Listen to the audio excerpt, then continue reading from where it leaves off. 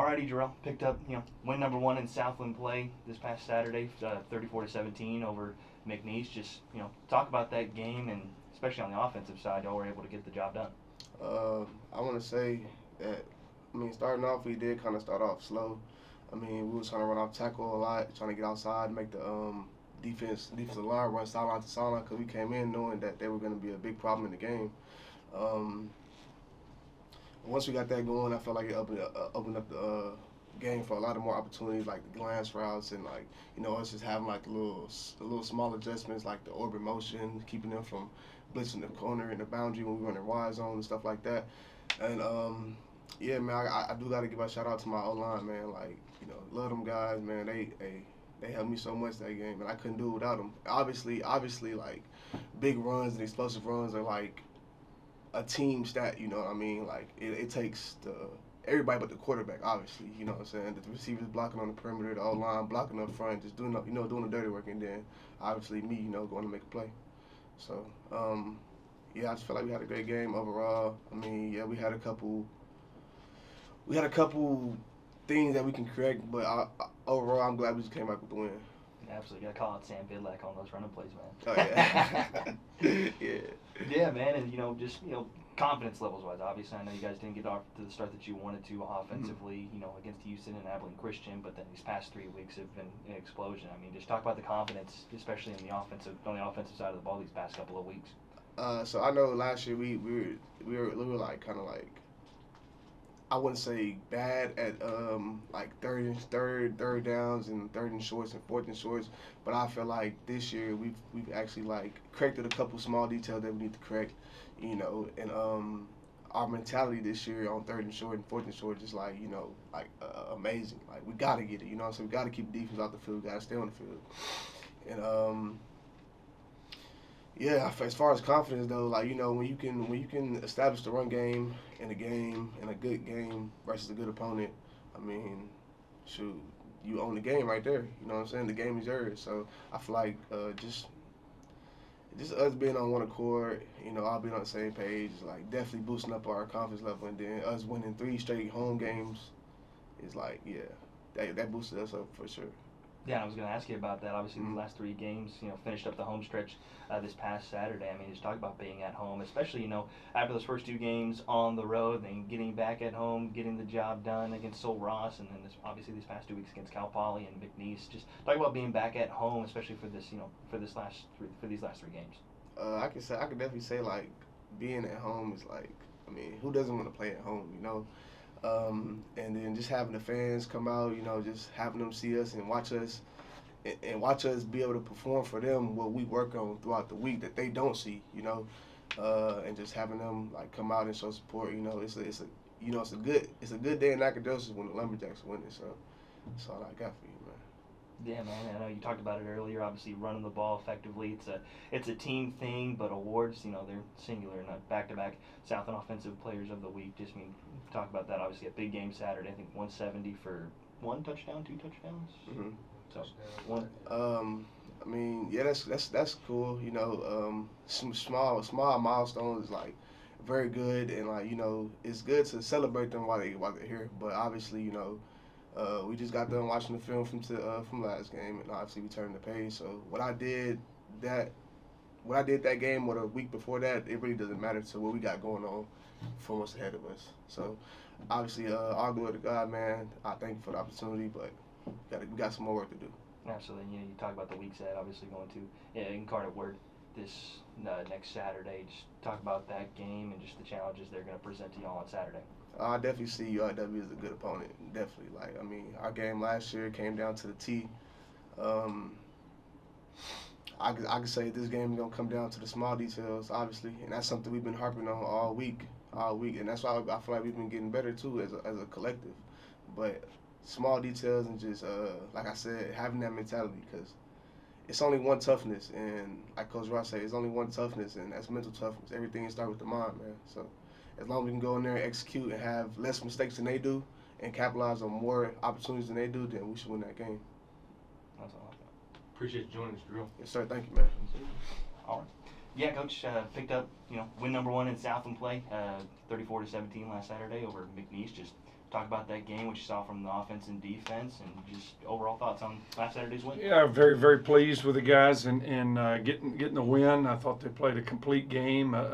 Team football, complemented each other, and just thought they out physical the other team, out hit the other team, and for 60 minutes, and that's what it takes. I mean, McNeese isn't a slouch. First time we beat them here since 2011 is what they said after the game. Best thing about it is there's over 10,000 people here to see it. It's a tremendous crowd, so hats off to all the fans out there and that showed up, and students and faculty, and it was a packed house. But offensively, I thought we got off to a slow start. And had some miscues there early, drops and falling down, and just taking some sacks that we shouldn't, and that was disappointing. But they just kept coming and got better throughout the game. Finished the game with 2 4-minute offensive drives where everybody in the stadium knows we're running the ball, and we're just able to run the wheel out of them and put the game away. Defensively, I thought had a good game, not great. We're still just leaving way too many plays on the field. They were challenged, going up against, the Citizen kid and one of the best rushing offenses coming in the game in FCS football. And I think rose to that challenge and really held them in check with, less than 80 yards rushing, I think, which was good to see. But, it wasn't a dominant performance in terms of we're not making the plays to be great on defense. We dropped 4 or 5 interceptions and let them have an explosive there. The one rushing touchdown misfit a run. So all in all, a good performance, but not where we need to be. We got a lot of work to do. I think we've gotten better week in, week out, and that's really good to see from our team. But we better take another step this week and another step the next if we want to be the team I think we're capable of being by the end of the year. Yeah, Coach, and then just talk about the confidence of this team, especially over these past couple of weeks, being at home, and obviously with the start 0-2 the season, and you rip off 3 straight. Just talk about the confidence in the locker room here heading into this weekend's game. Yeah, it's different coaching this level of football just because you always got to play that one big money game where you really it's David versus Goliath, and maybe I'm an idiot, but I think I think we can win every game, so you go into it and you prepare to win, but I mean, Houston's a pretty good football team, 5-0 in the Big 12, and so that's disappointing. And then you play on the road against a good Abilene Christian team, a top 15 program, and we don't necessarily play our best football, and that's a tough loss. So it was, it was disappointing, but we knew who we were, and whether you win or lose those games, you just got to get better week in, week out. I talked to the Leadership Council last Thursday. Hey, no matter how this game goes against McNeese, we got to be able to get better the next week and go handle business in San Antonio. So, that's what's good to see with this team is they have gotten better each week and improved on some things. Our turnover margin, 3 weeks ago we were last in the country. The past 2 weeks we've been +2 in these games. You're +2, you got a 90% chance of winning. Middle 8, we've improved there. We were +14 in the middle 8 this week and the week before too. So, those are areas that we've seen great improvement, and obviously it shows up in the win column. But we've got to keep doing that week in, week out. And but they're having fun with it. I mean, playing in front of a crowd like that, going 3-0 at home. I think we're, I don't know what it is, 22 and 5 or 6, lately at home or this decade or whatever the stat is. They're doing a great job, playing at home, defending Homer Bryce. And so now it's time to go on the road with a tough one. This week, a great challenge, but it's a big game because it's the next one. Yeah, you talked about it a bunch. Obviously, the crowd these past 3 games has been electric. I think over 10,000 people at last Saturday's game. I mean, just talk about, the community, Nacogdoches as a whole, SFA, coming into Homer Bryce on Saturday nights these past 3 weeks. Well, that's what makes this place so special. This is a college town. It's built around SFA. Nacogdoches and East Texas really embraces this university and these teams that play here. And it is football season. Football's king in Texas. So, but our players have done a great job being out and involved in this community. I mean, I think we're 4th in the country in community service last year, and the people in town, the people on this campus, they recognize that. We got good kids in this program. A lot of them have stuck around. I mean, you see the accolades coming in with with players, and Charles Demings has his degree. Jerrell Wimbley, back-to-back Conference Player of the Week. He has his degree. Rob Keller has his degree. All these seniors and guys, super seniors that have their degree in the days of the transfer portal and everybody chasing that quick fix and easy money. These guys have stayed true to this program, to this school, and I think everybody appreciates that. And so they're showing up to support, and we talk about all the time. We've got a collective, and we try to raise money for our guys. It ain't nothing what everybody else has. We're fixing to go up against a team that has all the money in this league, but we try to do what we can to retain and reward and make it rewarding for these guys to stay. And what you saw Saturday is a big part of that reward. Just everybody showing up and supporting this team and this program. That means a lot.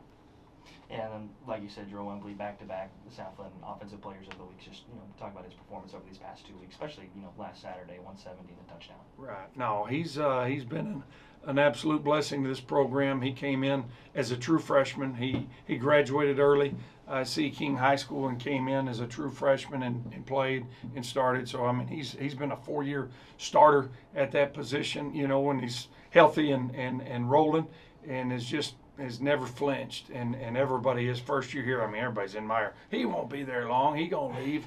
Here he is 4 years later with his degree, and just still churning out yards, and the biggest thing, his best part of his game is his pass protection. He's unbelievable in that regard. But he's a true lumberjack. I'm happy for him. That's a team award. That's an award for our offensive line. Even there at the end, he rattled off. Probably helped him get the award. We hit the 2-minute warning. I sent word across the field, hey, we'll take a knee if y'all don't call timeouts. And they wanted to play it out, and I respect that. He's Coach Viatori. He's trying to get his program better, and those are snaps that everybody needs. So we played it out, and next play we rip off a 48-yard touchdown. So I know Jerrell was happy to finish that game out, because that put him at I think maybe a career high or close to it, and again, back-to-back Conference Player of the Week. So I'm very happy for him. He deserves it. Yeah, and then going to this Saturday, heading out to Incarnate, where just talk about this matchup and what it's going to take for y'all to get a win. Yeah, it's a tough draw. They're a great program, have been storied program, won 3 out of the last 4 conference titles for a reason, and they do a great job. Coach Killo there is a terrific coach, head coach, offensive coach, everything else.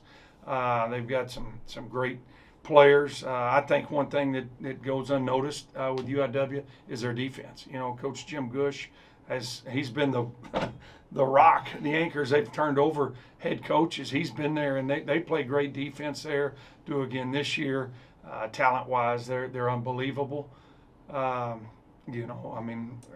jokes about it being the Southland Conference All-Star team. You've got everybody that's been all conference. They've got, 2 running backs. Jalen Spears was the Conference Player of the Year 2 years ago at Nichols. He transferred there. Harlan Dixon, all conference at Sela. He transferred there. They got a safety. It was all conference at Nichols. He transferred there as their punt returner.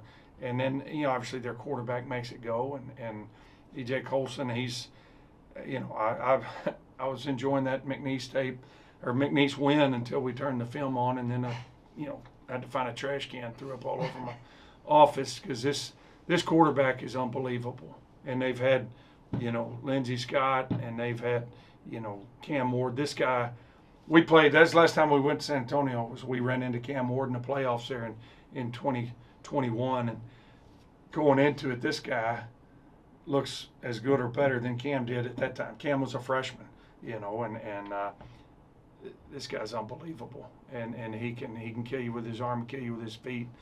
He started games in the Big 12 at UCF. How he ended up at UIW, I don't know, but I wouldn't be surprised if he ends up next year starting at Miami like Cam Ward did, or somewhere, because this guy is a superstar, and he is a problem for us right now. And so we're going to have a great week of practice and try to keep him hemmed up. Hadn't even talked about Jalen Walt. All that guy's, all-world receiver. He's first-team All-American last year, and he came back. Again, they've got some things going on there in San Antonio. and with their NIL and everything else. So it's an all-star team. We're going to have to really, play our very best football. We're going to have to play better than we did Saturday, give ourselves a chance, and hopefully, it's a ball game in the fourth quarter, and we can find a way to make a play or two and pull it out. But it'll be a great challenge Saturday. But kids are looking forward to it. That's why you play this game, is to play in big ones. This is a big one because it's the next one, but it's also, with fans and media and everything. It's preseason 1 versus preseason 2, and both teams are playing really good football right now. So should be an exciting night in San Antonio there, 6 o'clock at Tom Benson Stadium, whatever they call it. So looking forward to it. We got a lot of work to do between now and then to get ready. That's all. Awesome, Coach. Appreciate you joining us. Thank you, Axel.